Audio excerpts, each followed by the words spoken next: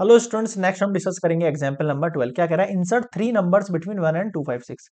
तो पहले 1 लिखा मैंने, फिर 25, उनके बीच में 3 नंबर पुट करो आप, G1 G2 G3। ठीक है, रिजल्टिंग सीक्वेंस बनाओ इसका जीपी की तरह। तो आपको पता है this is a, this is A2, this is A3, this is A4, this is A5। अब हमें पता है ए की वैल्यू तो 1 हो गई, ठीक है। A5 की वैल्यू हो गई 256। अब आपको पता है A5 एक्चुअल में क्या होता है? AR4 ही तो होता है। A5 का मतलब क्या होता है? AR n-1 यानी 5 - 1 यानी 4।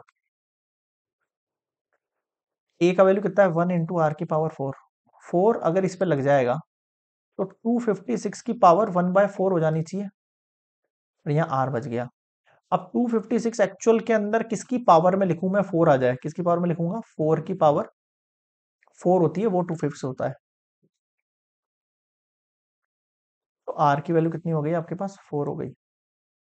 हुई नहीं हुई? ठीक है भाई, यहां तक क्लियर है क्या मामला? बिल्कुल क्लियर है सर। ये हो गई, आर की वैल्यू 4 आ गई। अब आपको यह यूज करनी है। जैसे देखो, आपको निकालना है पहले यहां पर G2। देखो, हमें क्या निकालना है? G1। G1 एक्चुअल में क्या ना? A2 है। A2 क्या होता है? एक्चुअल में AR होता है ना?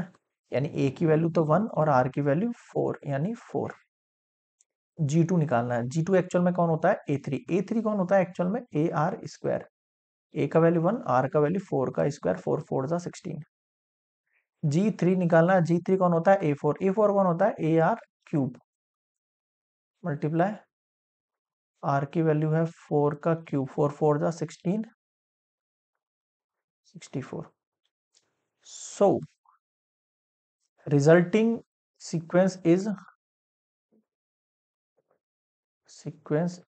a GP 1, 4, 16, 64, 256, है ना? And inserting numbers are 4, 16 and 64। बताओ क्या समझ में नहीं आया? क्लियर है यहाँ पे? Example number 12 complete.